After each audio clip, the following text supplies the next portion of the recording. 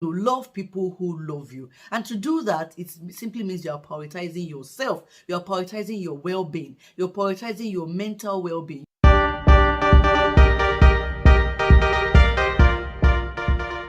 Hello friends, welcome back to my channel, The Bulletproof Life. My name is Ronke Odewumi and I'm delighted to have you here. I hope you're having a great week so far and getting ready for the Christmas holidays.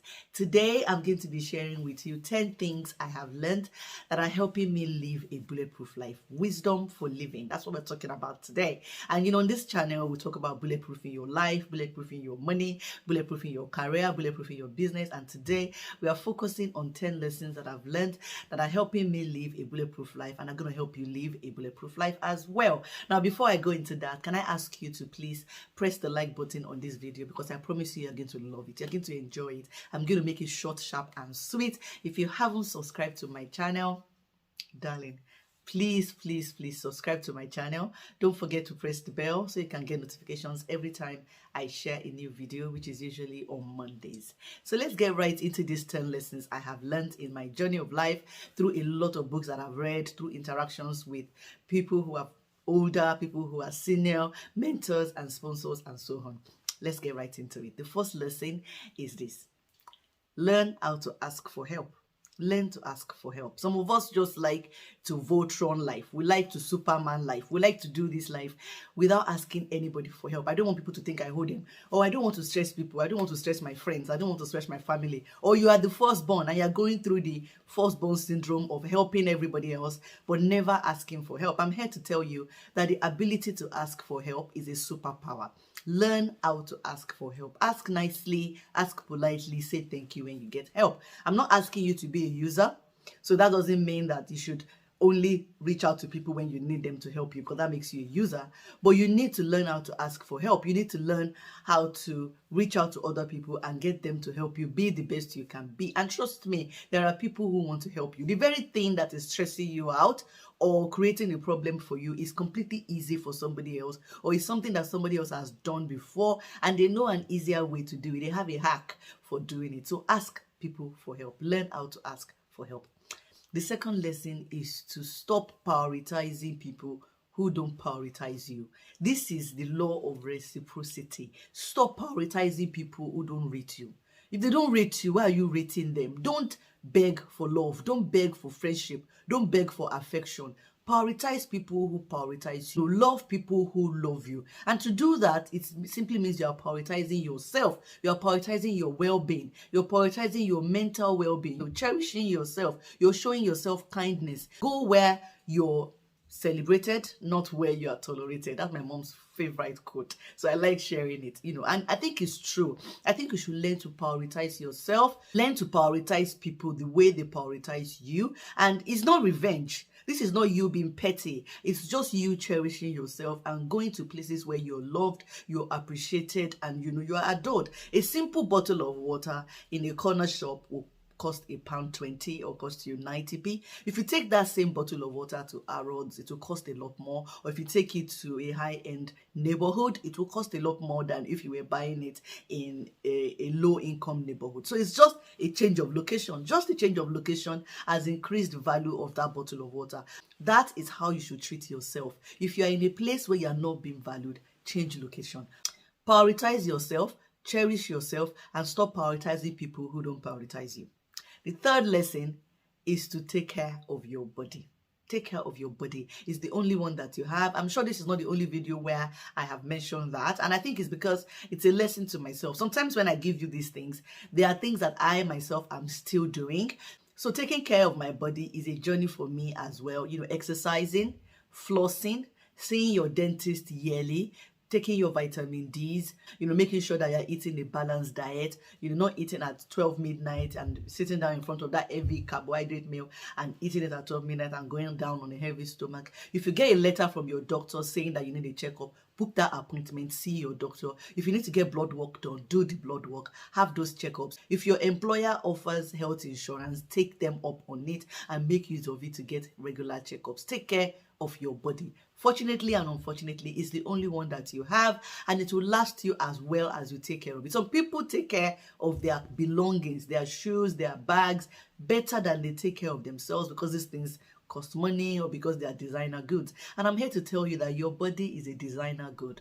Your body is the most important designer good that you have, and you need to take care of your body. You need to be kind to your body. You need to feed it with good food. You need to give it rest when it requires rest. Rest is not a crime. It doesn't mean you are lazy. It's good for you to have a nap.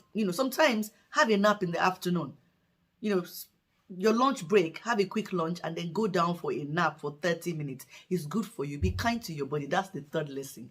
Take care of your body. Number 4, stop worrying about what people think about you. Trust in your personality, trust in yourself, trust in your own abilities, and stop focusing on they said, he said, she said. Somebody said you're a procrastinator, and then you now carry that as your badge. You accept it and you walk around with it. I'm a procrastinator. That's what Lagbaja said about me. That's what the other person said about me. Be careful about focusing on what people think. If you focus a lot on what people think about you, it affects your decision making. It affects what you do. It affects what you don't do. When I started this channel, somebody asked me, did I wonder what people would think if they see me putting myself out there? You need to see me on Instagram.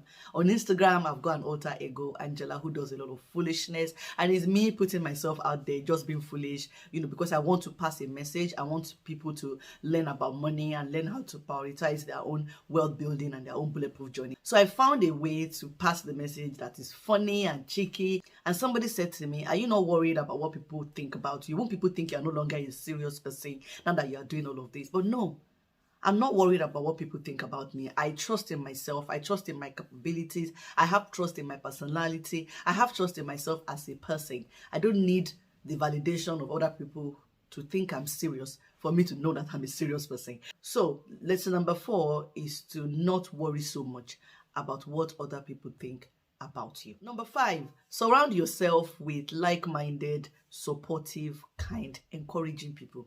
Surround yourself with positive people. People who see the glass as half full. People who, when you tell them your business idea, they go like, yes, that's a good idea. How do you plan to make it come to life? How do you plan to execute it? Surround yourself with people who celebrate your wins, not people who say, oh, you've lost weight. That's nice, but now your face is long. People who say positive things to you, who encourage you, even when they want to correct you, they do it in love. Surround yourself with people who cheer you up, people who make you happy, people who make you see the best in yourself. There is no benefit to surrounding yourself with negative people. There is no benefit to listening to people who always drag you down and you think they're helping you improve. You tell yourself, iron sharpeneth iron. That's nonsense. That's absolute nonsense. People can support you and build you up while remaining positive, while keeping you happy, while adding value to you in a positive way. People who are negative, who drag you down with criticism, they are not good for your mental well-being. They are not good for your mental health, and they don't help you succeed. They actually demotivate and demoralize you, and that's not what you want. So learn to surround yourself with people who are kind, people who are supportive, people who encourage you, people who say the best in you, people who are rooting for you. Surround yourself with people who are rooting for you. Which brings me to point number 6. Learn to separate constructive criticism from jealous, hateful comments.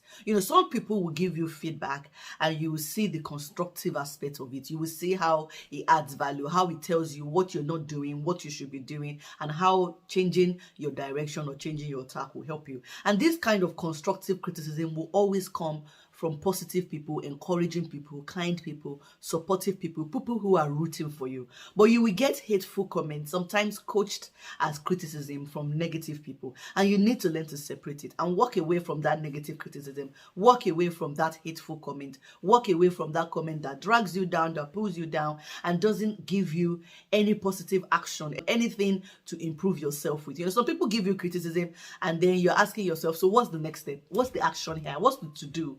What am I supposed to change? What needs improvement? There's nothing. There's just hatefulness. There's just anger. There's just jealousy. And you need to learn to walk away from that, separate that out, and hold on to the constructive criticism, which also means you must learn not to see everybody as a hater.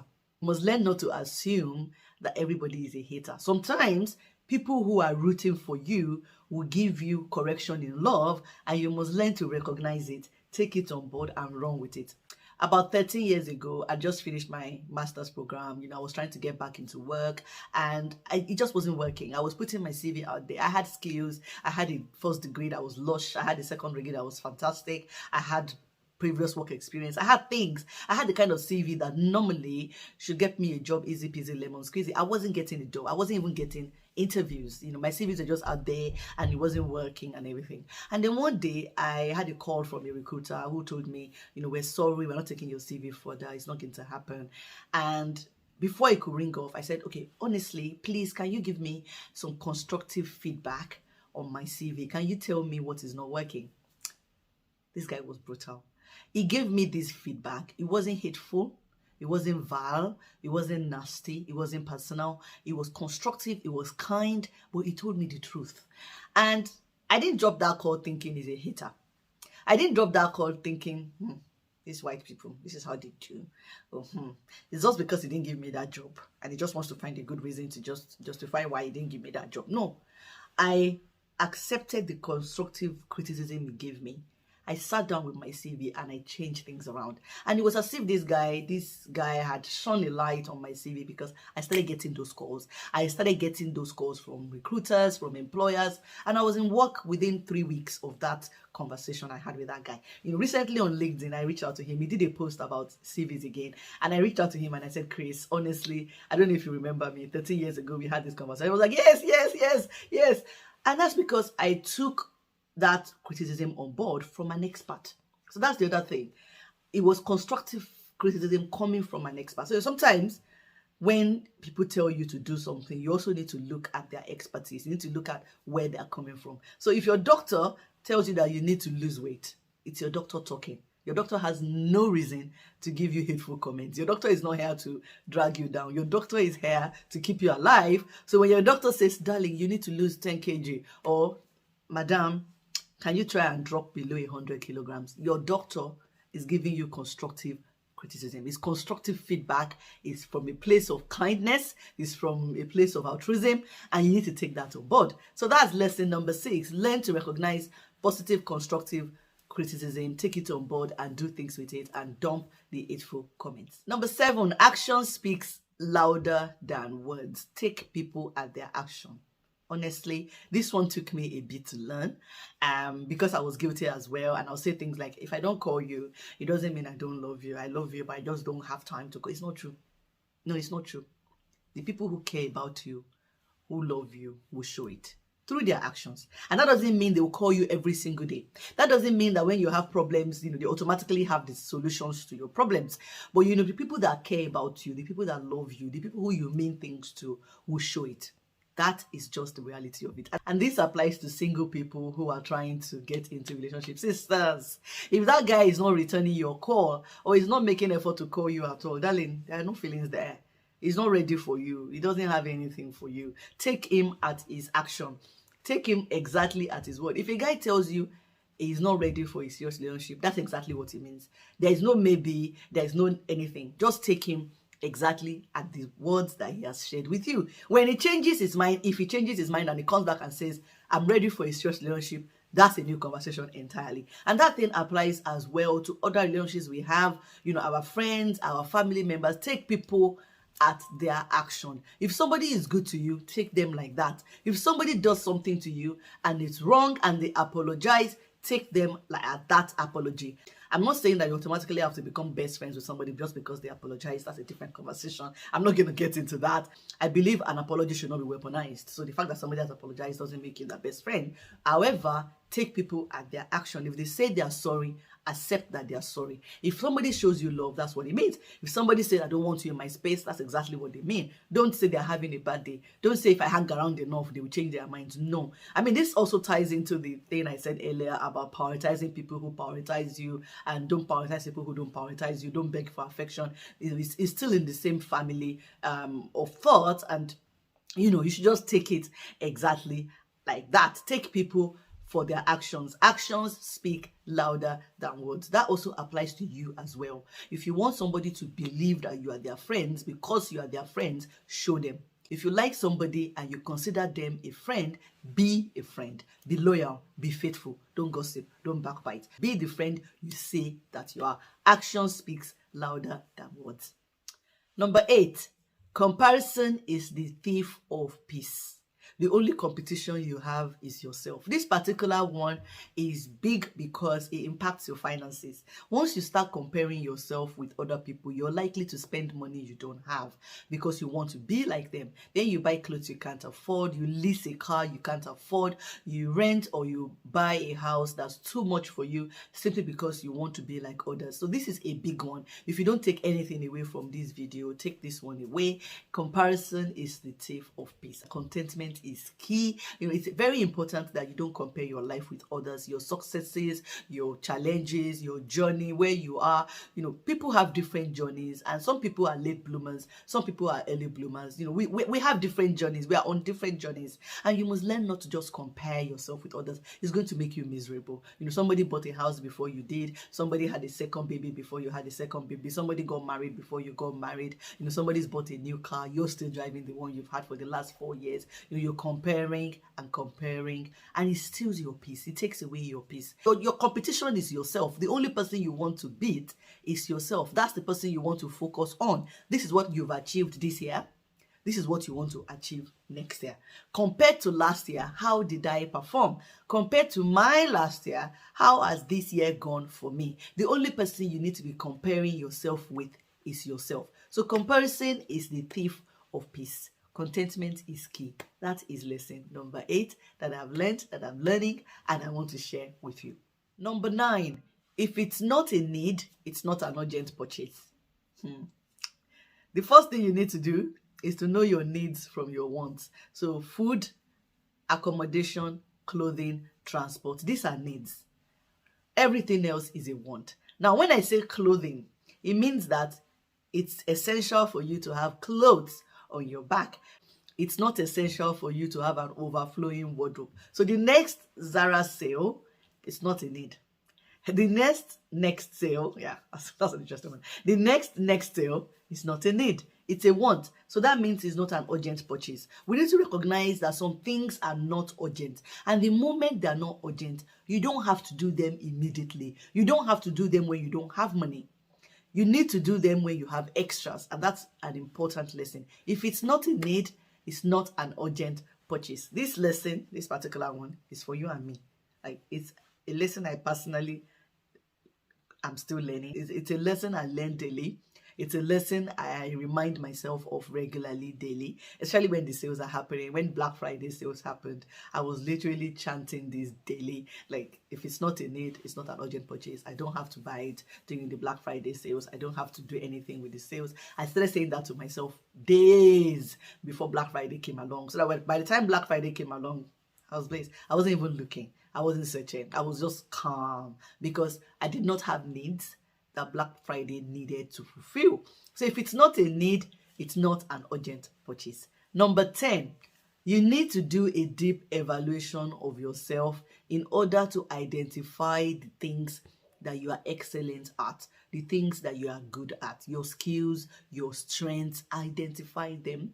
Then focus on shining. You think I'm going to tell you to identify your weaknesses and work on them? No. That's not what we're doing here. We are focusing on our strengths and then shining. If you are good at something, be good at it. Become better at it. Focus on your strengths. Right now, we are not interested in your weaknesses. This is not the time to focus on your weaknesses. Focus on your strengths. If you are good at something, make it work for you. If you are somebody like me and you don't have a procrastinating bone in your body, get things done, get things done, get things done. If you are somebody who is great at keeping fit, is great at being disciplined with food, or like some of us who like ice cream and chocolate, I'm lowering my voice because again, I'm guilty. If you are somebody who is very good at being disciplined with food and you are fit at it, keep at it. That is what you are good at. Focus on it. Don't go online and be typing, I wish I was good at that other thing. I wish I was a good dancer, but you're a good runner. You're a good runner. So focus on running. Talk about running. Teach others to run. Talk about lessons you've learned from running. Tie other things to your running. That is what you are good at. Focus on your strength. That is the number 10 lesson I want to share with you, and a very important one. Focus on your strengths. Do a deep evaluation of yourself and focus on your strength. I did a deep evaluation of myself and realized that I'm very good at expressing myself. I love communicating with people. I love meeting new people. I love sharing information. These are my strengths. So I focused on them. I'm not going to do lessons on how to become fit because I'm not good at fitness. I'm not a fitness coach. That's not my strength. I don't like running. I don't like constantly exercising. I do enough exercise to keep fit, but that's about it. I'm not somebody who is fantastic at that. So I'm not going to teach you how to do that. Can I cook? Yes. Am I a good cook? Yes. Do I love cooking day in, day out, day in, day out? No, I don't. So you won't see me giving cooking lessons. You won't see me doing videos about food. You won't see me teaching people constantly how to cook because that's not what I do. So I won't focus on it because that's not what I'm great at. What I'm great at is sharing information, teaching about money, telling people how to build a bulletproof life, engaging with people, hanging out here in front of a camera, talking to you and hoping that you drop me comments and will engage. These are the things I enjoy. These are the things I'm good at. So I'm focusing on my strength so that I can shine. Now I have shared 10 things with you, 10 lessons I have learned, I am learning, that I am using to build a bulletproof life. There is one more. I have a bonus one for you. I have a bonus because you've watched the video this far. I'm grateful, I'm glad, and I'm going to give you a bonus point. And the bonus point is that you should leave the past in the past. Leave the past in the past. Leave your mistakes, leave the things you've done in the past that don't make you happy or that leave them in the past. Just leave them in the past. Let them be. Today is a new day. You're starting afresh. You're here. You're alive. You're healthy. You're happy. Let's move forward. Let's do something new, something interesting, something better with now. Don't focus on the past. Don't live in a regretful place. When you focus on the past, you're like somebody in a rocking chair who is trying to get somewhere but sits in a chair rocking. You're not going to get anywhere by sitting in a rocking chair or by riding a stationary bike. You're only going to sweat and lose calories. So it's time for you to leave the past in the past and focus on the present and building the future. I hope you've enjoyed this video. I hope you've loved it. I hope you've taken some notes. I hope you're going to use some of these things that you've heard today. I hope you're going to drop me a comment on the ones that you're already practicing or the ones that you're planning to take up. Engage with me. Let's do this. Let's hang out. Let's talk. I love it when you drop me a comment or you drop me a like or you say something that makes me laugh and I have to come back here and respond to you. Thank you very much for watching this video. I appreciate you. If you haven't subscribed to my channel, please do it by pressing the red button on your right. Something has come up on my screen now to show you what button to press. So please press the subscribe button so that you can get to watch my videos every time I put them up. There's so much going up on YouTube. And if you don't subscribe, you're likely to miss my videos. Until my next video, you take care of yourself and keep living that bulletproof life. Bye-bye.